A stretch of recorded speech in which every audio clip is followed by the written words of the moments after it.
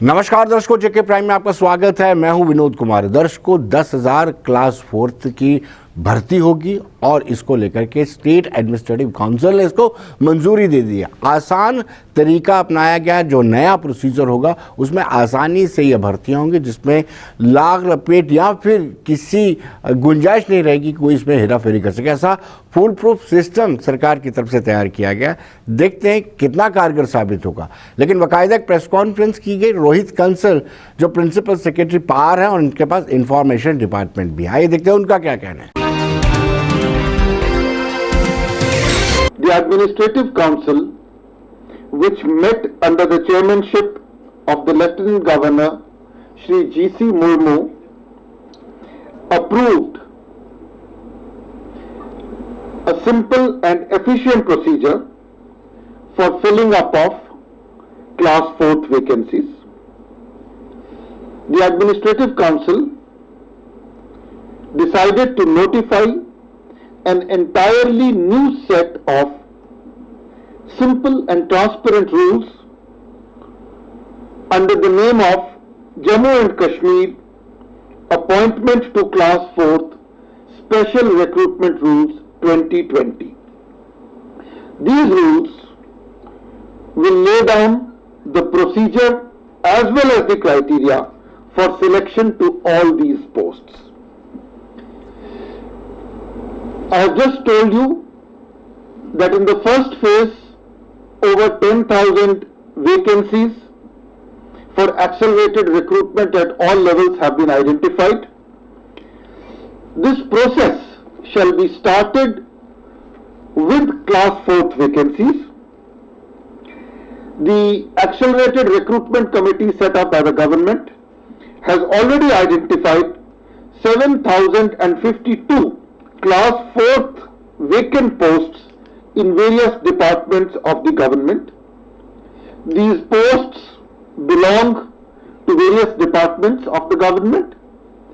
These also fall under various cadres such as the UT cadre, the divisional cadre, the district cadre, and the Administrative Council decided that these posts shall all be filled up through a special recruitment drive and under the Jammu and Kashmir Appointment to Class 4th Special Recruitment Rules 2020, which I have just told you are being notified. दर्शकों, supreme court ने मजदूरों को बड़ी राहत दी है और साफ साफ डायरेक्शन दिया है कि सुप्रीम कोर्ट ने कहा है कि मजदूरों से पैसे ना वसूले जाए, यानी किराया ना वसूला जाए, और साथ साथ उनको खाने पीने की भी व्यवस्था की जाए। लेकिन मजदूरों को भी सोचना होगा कि वो हो हल्ला ना करें, क्योंकि बड़ी बात यह है कि आज हमने आरएसपुरा में देखा प्रशासन द्वारा गाड़ियां लगाई गई थी, उनका पंजीकरण भी किया गया था, उनको फ़ोन भी किया गया था, लेकिन उसके बावजूद भी वो गाड़ियों तक नहीं पहुंचे। कहीं ना कहीं मजदूरों को भी अपनी जिम्मेदारी का एहसास होना चाहिए।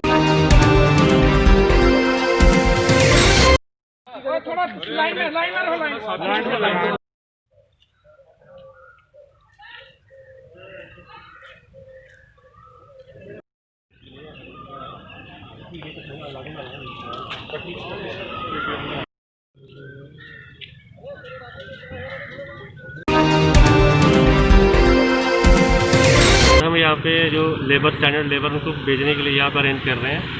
आज हमारा दूसरी स्टेट के लिए था, 2 दिन पहले हमने बिहार के लिए किया था, तो वहाँ पे 240 बंदा हमने भेजा, तो अच्छा था कंपैरेटिवली। और आज क्या हो रहा है, यहाँ पे बंदे आ नहीं रहे।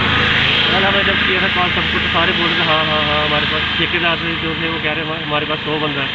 आज यहाँ पे ग्राउंड रियलिटी देख रहे हैं उतना बंदा 1/3 भी नहीं आ रहा।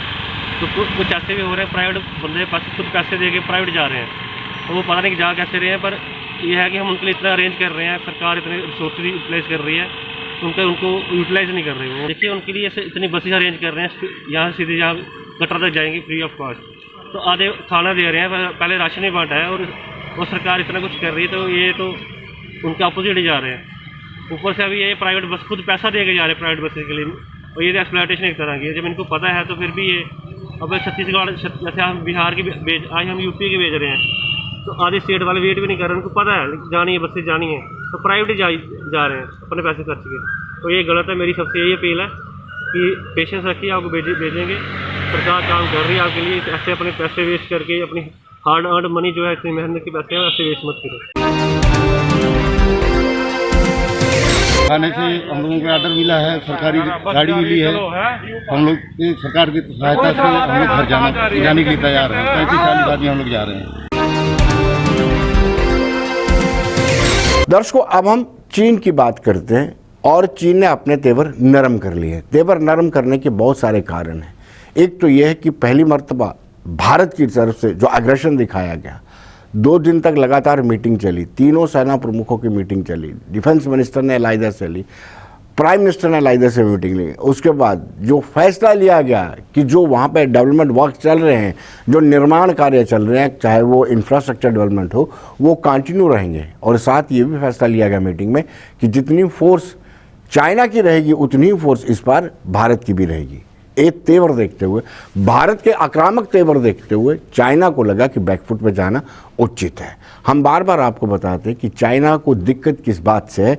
चाइना को दिक्कत इस बात से है कि प्रधानमंत्री नरेंद्र मोदी ने अपने संबोधन, राष्ट्र के नाम संबोधन के दौरान ये कहा था कि स्वदेशी प्रोडक्ट का इस्तेमाल करें, उसका प्रचार करें, हमने बाहर से कोई चीज़ नहीं लेनी है।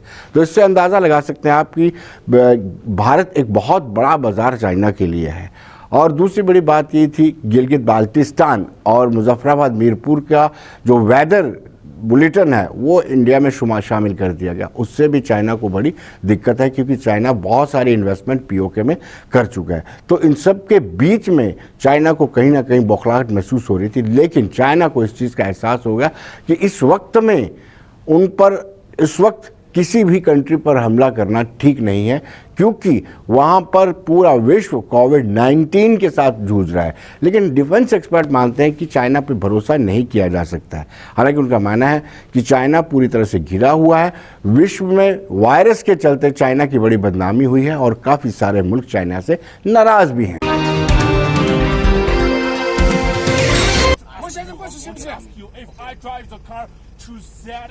Shifasis is okay? No, that's not the point. The point is that India is, as per Indian man, is our General Bipin Rawat, Chief of Defence Staff, Chief of Army Staff, General. Right. Okay. We are going right now. My current don't want to. We are already going. It's your vehicle that come in front of us. That's why we. China जो है इस वक्त वो खुद ही ऐसे कगार पर खड़ा है, वर्ल्ड वॉर के कगार पर खड़ा है कि उसके अपने रिलेशंस जो अमेरिका के साथ हैं वो बहुत ही बदतर हो चुके हैं और किसी भी वक्त किसी भी एक छोटी सी घटना पर भी ये एक महायुद्ध में बदली हो सकता है। तो चाइना जो है वो इसका भी कगार पर नहीं है कि वो हमारे साथ कोई खुल्लम खुला जो है वो लड़ाई कर सके। इसी प्रकार नेपाल को भी वो उकसा रहा था और नेपाल भी इस हालत में नहीं है कि वो हमारे से खुल्लम खुला जो है लड़ाई कर सके। और चाइना इस समय पर जबकि उसको बहुत जबरदस्त जो है वो चोट लगी है, वो है कोरोना की वजह से कि पूरे इंटरनेशनली वो बदनाम हो गया है और तमाम जो कंट्री जो उसके साथ भी थी वो भी उससे जो है वो किनारा कर रही है। तो जिसकी वजह से जो चाइना है वो नहीं चाह रहा कि मैं किसी ऐसी बड़ी लड़ाई में उलझूं, और अगर उधर से अमेरिका कुछ करता है तो वो बहुत ही बड़े भारी एक चक्रव्यूह में फंस जाएगा। ना तो वो हमारे साथ कुछ कर सकेगा और अमेरिका के साथ उसकी बड़ी बुरी हालत हो जाएगी। तो उनको पता है कि उसके लिए ये अच्छा था कि मैं टेबल पर बैठकर बातचीत करूं। और वैसे भी आप अगर देखें हमारे पुराने अभी जो थे, किसी जमाने में रिलेशन इतने अच्छे नहीं थे। दर्शकों, डिफेंस एक्सपर्ट मानते हैं कि ये भारत की विदेश नीति है, फॉरेन पॉलिसी है और डिप्लोमेसी है, कूटनीति है, ये कामयाब हुई है। इसी की वजह से चाइना अपने आप को, चाइना ने रुख अपना बदल दिया। चाइना के नरम तीखे जो तेवर थे वो नरम पड़ गए। इसके लिए उन्होंने श्रेय दिया है प्रधानमंत्री और साथ साथ उनकी पॉलिसीज को।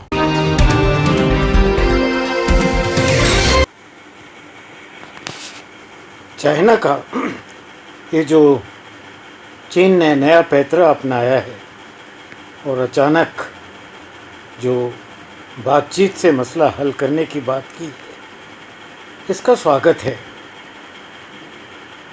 इसको ऐसा समझ सकते हैं कि या तो हमारी जो अदृश्य बैकडोर कूटनीति है ये रंग लाई है, इसके अलावा जो दृढ़ संकल्प रक्षा मंत्री, तीनों चीफ्स और सीडीएस ने कॉन्फ्रेंस के बाद दर्शाया वो भी सराहनीय है। उनका ये फैसला कि हम अपना इंफ्रास्ट्रक्चर बनाने का काम जारी रखेंगे और किसी भी तरह हमारी फ़ौजें पीछे नहीं हटेंगी, ये एक दृढ़ निश्चय का फैसला था। और इस फैसले का जो भी बैकडोर डिप्लोमेसी या अदृश्य कूटनीति चल रही थी उसके फैसले पर अवश्य असर पड़ा होगा। कि हमें भूलना नहीं चाहिए किस प्रकार हिंदी चीनी भाई भाई के नारों के बीच हमारे ऊपर आक्रमण हुआ था, और आज जब चीन सीमा पर शांति स्थापित करने की बात कर रहा है, उनका काफ़ी जमावड़ा फ़ौज का वहाँ है और हमें अपने सैटेलाइट से काफ़ी पैनी नज़र रखनी पड़ेगी उनकी गतिविधियों पर। किसी भी शत्रु को कभी भी फॉर ग्रांटेड नहीं लिया जा सकता, विशेष तौर पर चीन जैसे शत्रु को जिसको हम एक बार आजमा चुके हैं और धोखा भी खा चुके हैं। 5 मई के बाद में काफ़ी कुछ इंकर्शंस हुई, काफ़ी कुछ इवेंट्स ईस्टर्न लद्दाख में, northern part of the border में और सेंट्रल में भी कुछ एक इंट्रूजन्स चाइना की तरफ को देखने को मिले। और अभी लद्दाख की गलवान वैली में जो अभी तक जो न्यूज़ मिल रही है उसके मुताबिक वो 2 to 3 किलोमीटर अंदर आके कुछ अपनी व्हीकल्स को लेके वहाँ पर they are seen constructing bunkers. अभी इस चीज़ को जो रिसेंट डेवलपमेंट हुई है कि चाइना की तरफ से भी एक पॉजिटिव रिस्पांस आ रहा है और इंडिया की तरफ से भी जो पहले हम टॉक्स हुई वो इतनी ज़्यादा सक्सीड नहीं हुई, बट अभी हायर लेवल के ऊपर ये बात हुई है चाइना के साथ कि ये जो भी एपिसोड हुआ है पिछले दिनों बॉर्डर इंकर्शंस का, इंट्रूजन्स का, उसको रिजॉल्व कर लिया जाएगा। और मैं समझता हूं कि चाइना उस स्टेट में नहीं है कि इंडिया के साथ इस समय बार बैठ कर सके, क्योंकि 1962 के बाद हम लोग पूरी तरह से तैयार हैं।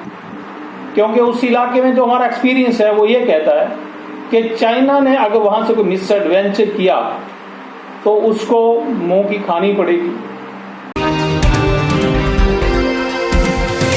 दर्शकों, 31 मई को लॉकडाउन 4 खत्म हो जाएगा। अब लॉकडाउन 5 की क्या आवश्यकता है, इस पर चर्चा की जा रही है और हमने भी सोचा क्यों ना सियासतदानों से भी इसकी राय ली जाए कि लॉकडाउन 5 होना चाहिए या नहीं।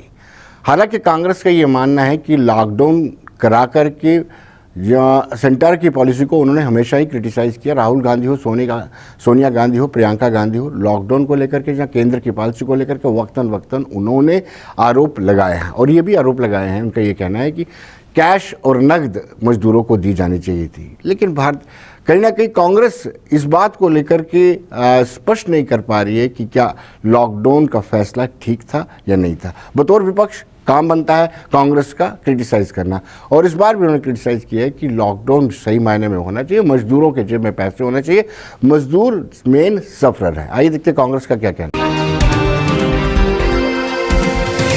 और लॉकडाउन 5 जो है उसका ऐसा नहीं होना चाहिए जो लॉकडाउन 1 2 3 4 किया है इन्होंने।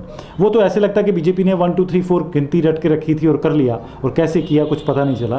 बट अब लॉकडाउन जो होना चाहिए उसमें 2-3 मांगे कांग्रेस पार्टी करती है। वो ये है कि एक तो हर एक जो पॉवर्टी लाइन तक, बिलो पॉवर्टी लाइन तक और मिडिल क्लास आदमी है उसकी जेब में, उसके अकाउंट में 10-10 हज़ार रुपया कम से कम अभी सरकार को भेजना चाहिए। और दूसरा ये है कि हर महीने 7,000 रुपया जो नई स्कीम थी हमारी कांग्रेस पार्टी की, वो अडॉप्ट करके सरकार को अगले 6 महीनों तक लोगों को वो देना चाहिए, सपोर्ट देना चाहिए, अकाउंट में पैसे भेजना चाहिए, डायरेक्ट कैश होना चाहिए। ये फ्रॉड नहीं होना चाहिए, जैसे 20 लाख 1,000 करोड़ रुपया, ये तो ओपन फ्रॉड और बोगस पैकेज है। ऐसी चीज़ें जनता के पास पहुंचती नहीं। मैं पूछता हूँ कितने लोगों को अभी तक कुछ मिला, कितने बिजनेसमैन को मिला? वो तो टॉप क्रोनीज जो हैं वही खा जाते हैं सारे। दो, पहला ये कि 10-10 हज़ार रुपये का इमीडिएट पैकेज स्टिमुलस, दूसरा 7,000 रुपये सब लोगों के अकाउंट में आने चाहिए, और तीसरी जो महत्वपूर्ण बात है कि वो ट्रांसपोर्ट फ्री होना चाहिए, सोशल डिस्टेंसिंग रख करके लोगों के घर जाने के लिए वो अपनी घर जगहों पे पहुंच जाएं। ये 3 चीज़ें सुरक्षित करने के बाद सरकार को चाहिए कि तुरंत एक अच्छा प्लान्ड साइंटिफिक लाइंस पे एक्सपर्ट्स की मदद लेकर के लॉकडाउन करना चाहिए, और वो लॉकडाउन थोड़ा सा लंबा करना चाहिए, जितना रिक्वायर्ड है उतना करना चाहिए, और साइड इकोनॉमी जो है उसको भी खोलना चाहिए। दर्शकों, हमने भारतीय जनता युवा मोर्चा के प्रदेश अध्यक्ष अरुण देव सिंह से बातचीत की। उनसे जानना चाहा कि 5th लॉकडाउन होना चाहिए या नहीं होना चाहिए।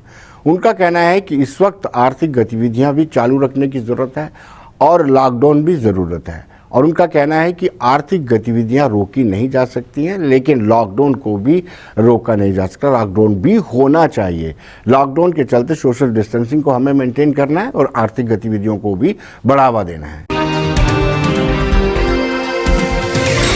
लॉकडाउन को भारत के अंदर लगाना ये बहुत आवश्यक था, और लॉकडाउन ने एक रामबाण का काम किया है इस महामारी से लड़ने के लिए। तो ये चौथा लॉकडाउन अंतिम क्षणों पर है, और लॉकडाउन के कारण बहुत सी ज़िंदगियां बच पाई हैं, जो अन्यथा बहुत सी ज़िंदगियों से हमको हाथ धोना पड़ता अगर ये लॉकडाउन नहीं लगता। तो इसीलिए हम लोग मोदी सरकार का धन्यवाद भी करते हैं कि सफलतापूर्वक ये लॉकडाउन भारत के अंदर लगाए गए और सभी जनमानस ने उसका अक्षरशः पालन किया। परंतु अभी जैसे कि ये चौथा लॉकडाउन भी अंतिम क्षणों पर है, अगर 5वां लॉकडाउन लगता है तो उसमें कुछ लोगों की आर्थिक क्षमताओं को देखते हुए कुछ अगर रियायतें मिलती हैं हमको केंद्रीय सरकार द्वारा, तो उस सब में मिलते मिलते आम जनमानस को भी कुछ चीज़ों का ध्यान रखना चाहिए। जैसे जब भी बाहर निकलें तो मास्क पहन करके निकलें, हैंड सैनिटाइज़र का उपयोग करें, सोशल डिस्टेंसिंग का पूर्णतया पालन करें। अगर हमको सरकार मौका देती है अपनी आर्थिक गतिविधियां चलाने के लिए, तो हमको भी अपनी सामाजिक जिम्मेवारी समझते हुए उन सब हिदायतों का पालन करना चाहिए जो हिदायतें हमको केंद्र सरकार द्वारा दी गई हैं। तो दर्शकों, नेशनल कॉन्फ्रेंस का भी ये मत है कि लॉकडाउन होना चाहिए। अभी वैक्सीनेशन नहीं बनी है, कोई दवा नहीं बनी है, तो सोशल डिस्टेंसिंग और लॉकडाउन ही एक जरिया है जिसके माध्यम से इससे बचा जा सकता है या इससे लड़ा जा सकता है, इसको परास्त किया जा सकता है। उनका ये कहना है कि सबसे ज़्यादा सफर मजदूर है, मजदूरों का ख्याल रखना चाहिए, सोशल डिस्टेंसिंग होनी चाहिए, लॉकडाउन होना चाहिए, साथ साथ में जो आर्थिक गतिविधियाँ वो भी चालू रहनी चाहिए। गवर्नमेंट जब भी कोई फैसला लेगी वो ये ख्याल रखे कि गरीब को कैसे बचाया जाए। ये ना देखें कि जो ये बड़े लोग हैं जिनके पास अभी स्टॉक पड़े हुए हैं, जब ये स्टॉक एग्जॉस्ट हो जाएंगे तो फिर क्या होगा। तो इसलिए मुझे जो एक्सपर्ट्स हैं वो इसकी तरफ तवज्जो दें कि लॉकडाउन अगर रखना है तो उसके अंदर नरमी कितनी होनी चाहिए, और अगर लॉकडाउन को सख्ती से करना है जिस तरह केसेस बढ़ रहे हैं, तो उन लोग जो लॉकडाउन के अंदर लोग हैं उनका हशर क्या होगा। होटलों को किराए पे लिया जा रहा है, उनको पैसा दिया जा रहा है, तो वो सारी चीज़ें जो हैं लोगों को बाखबर करना है कि ये बीमारी है, इस बीमारी से लड़ने का बंदोबस्त लोगों ने ही करना है। बाकी जब तक इसका वैक्सीन आएगा, कोई पता नहीं कब वैक्सीन आएगा, जिस तरह बाकी दुनिया इससे लड़ रही है हमको भी लड़ना है, लेकिन ये देखना है कि गरीब मर ना जाए। लॉकडाउन 5 जो है, मुझे नहीं लगता है कि लॉकडाउन 5 की ज़रूरत है। जब से लोग चलना शुरू हो गए हैं, लोगों के अंदर इस बात का एहसास है, वो मास्क भी इस्तेमाल कर रहे हैं, वो डिस्टेंस भी बना के रख रहे हैं, लोगों को काम भी करना है। मैंने जब कहा कि लॉकडाउन जो है, ये जो वायरस है ये परमिट लेके नहीं आया है कि इसकी कोई डेडलाइन है कि फ़लाँ दिन हमको लगेगा कि पूरा ख़त्म हो गया, अब हमको काम करना है। हमको इस बीमारी के साथ लड़ना है, दिन भर के काम भी करने हैं, कारोबार भी करना है, बिज़नेस वाला भी बचना चाहिए। तालीमी इदारे बंद हैं, बच्चों की पढ़ाई ख़त्म हो गई है, 4G यहाँ है नहीं। ये तो सोचते पूरे इंडिया के अंदर 4G है, जम्मू कश्मीर के अंदर 4G नहीं है, इसलिए बच्चों की पढ़ाई बड़ी मुतासर हो रही है। तो इसलिए सारी चीज़ें जहन में रख के फैसला लिया जाना चाहिए। दर्शकों, अपनी पार्टी के नेता विक्रम मल्होत्रा से भी हमने बातचीत की और उनका भी कहना है कि उनका भी ये राय है, उनका भी ये मत है कि लॉकडाउन जरूरी है। जिस तरीके से लगातार पॉजिटिव मामले बढ़ रहे हैं, पॉजिटिव मामले बढ़ने का ये सीधा सीधा संकेत है कि हमें अभी भी सोशल डिस्टेंसिंग की ज़रूरत है, अभी भी लॉकडाउन की ज़रूरत है। लेकिन जो दूसरी आर्थिक गतिविधियां वो भी ज़रूरी हैं इसके साथ साथ चलना। लॉकडाउन 4 की अवधि समाप्त हो रही है। मुझे लगता है जैसे केसेस जम्मू कश्मीर में खासकर बढ़ रहे हैं, जम्मू में भी बढ़ रहे हैं, जो हमारे साथी बाहर से आए हैं, जो बच्चे बाहर से आए हैं, जो लेबरर्स बाहर से आए हैं, वो कहीं ना कहीं कोविड पॉजिटिव टेस्ट हो रहे हैं और उनकी वजह से संक्रमण का खतरा भी बढ़ रहा है। तो मुझे लगता है कि ये लॉकडाउन का जो पीरियड है ये एक्सटेंड होना चाहिए और उसके साथ साथ टेस्टिंग बढ़नी चाहिए। जितनी ज़्यादा टेस्टिंग होगी आने वाले दिनों में, मुझे लगता है उतनी ही ज़्यादा इस बीमारी की रोकथाम करने में सरकार सक्षम रहेगी। और जो फैसिलिटीज़ क्वारंटाइन की दी गई हैं, मुझे लगता है अखबारों के माध्यम से भी, आपके वेब चैनल्स के माध्यम से भी ये सामने आया है कि बहुत बुरी हालत में लोग वहाँ रह रहे हैं। वॉशरूम्स की दिक्कत लोगों को है, खाने की दिक्कत है, और जिन लोगों को टेस्टिंग के लिए ले जाया जा रहा है, मुझे लगता है सरकार को ज़्यादा एक इंसानी तरीका अपनाते हुए, थोड़ा ह्यूमेन तरीका अपनाते हुए लोगों के साथ अच्छा व्यवहार करना चाहिए। वो लोग खासकर जो बाहर से आए हैं, जो क्वारंटीन सेंटर्स में हैं। और दूसरी जो सबसे बड़ी चीज़ है, एडमिनिस्ट्रेशन द्वारा बहुत सारे क्वारंटीन सेंटर जो हैं शहर के अंदर, ओल्ड सिटी के अंदर, जिनके पीछे बहुत बड़ी बड़ी बस्तियां हैं जहां लोग रहते हैं, वहां बनाए गए हैं। मेरी प्रशासन से ये आग्रह रहेगा कि जो स्टैंड अलोन होटल्स हैं वहाँ पे क्वारंटीन सेंटर बनाए जाए, ना कि शहर के बीचों बीच जहाँ पे मोहल्ले हैं, हज़ारों लोग वहाँ रहते हैं, इन्फेक्शन का खतरा हो सकता है। तो सरकार को इसका संज्ञान लेते हुए, और बहुत सारे लोगों ने इस पे अपना प्रदर्शन भी किया, रोष भी प्रकट किया है, पर सरकार के कान पे जूं तक नहीं रहेंगी। पर मेरा आपके माध्यम से ये कहना है कि एक तो जो फैसिलिटीज़ हैं वो बेटर होनी चाहिए, टेस्टिंग ज़्यादा होनी चाहिए, और क्वारंटीन सेंटर जहाँ बनाए गए हैं वो शहर के अंदर बीचों बीच बस्तियों में नहीं होने चाहिए। स्टैंड अलोन हॉस्पिटल जो है वहाँ, होटल जो है वहाँ होने चाहिए। दर्शकों, हरदेव सिंह जो नेशनल पैंथर्स पार्टी के चेयरमैन है, उनसे भी मैंने बातचीत की और उनका भी ये कहना है कि सरकार को देखना चाहिए कि जो सफरर कौन है, सरकार को उनकी मदद करनी चाहिए। और साथ ही साथ में उनका ये भी कहना है कि पॉजिटिव मामले लगातार बढ़ रहे हैं, अगर पॉजिटिव मामले बढ़ते हैं तो लॉकडाउन की ज़रूरत पड़ती है, सोशल डिस्टेंसिंग की ज़रूरत पड़ती है, लेकिन सरकार का मेन दायित्व है कि कोई गरीब गुरबा लोग हैं जो उनकी मदद की जाए। ये सही है कि लॉकडाउन को मुकम्मल तरीके से ख़त्म नहीं किया जा सकता है, लेकिन लॉकडाउन से आगे का भी हमें सोचना होगा। सिर्फ लॉकडाउन ही समस्या का समाधान नहीं है। यह महामारी ख़त्म होने वाली नहीं है, ये चलती रहेगी और ज़िंदगी की रफ्तार भी रुकनी नहीं चाहिए। हमें कोरोना के साथ जीना सीखना होगा और सरकार को इफ़ेक्टिव मेजर्स भी लेने होंगे।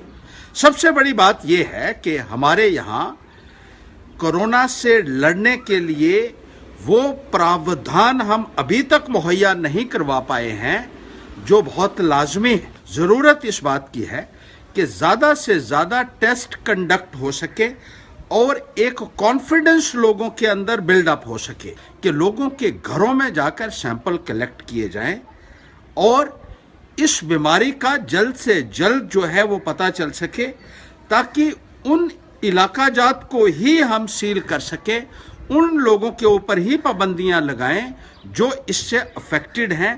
पूरी जनता को लॉकडाउन में रखा जाना किसी भी तरीके से जस्टिफाई नहीं किया जाता।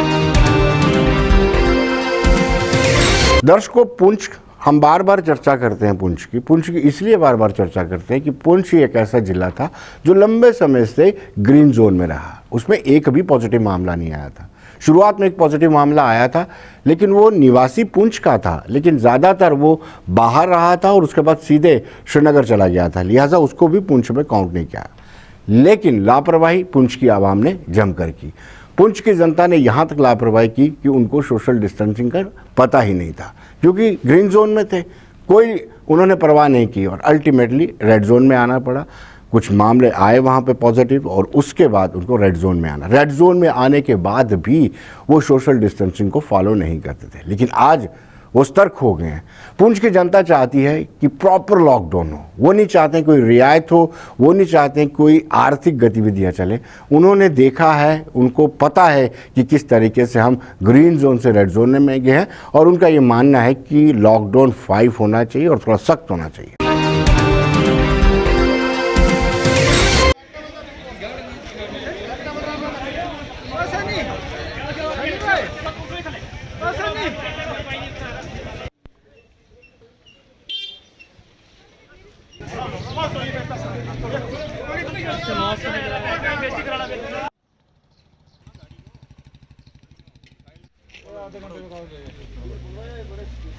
क्या नाम है आपका?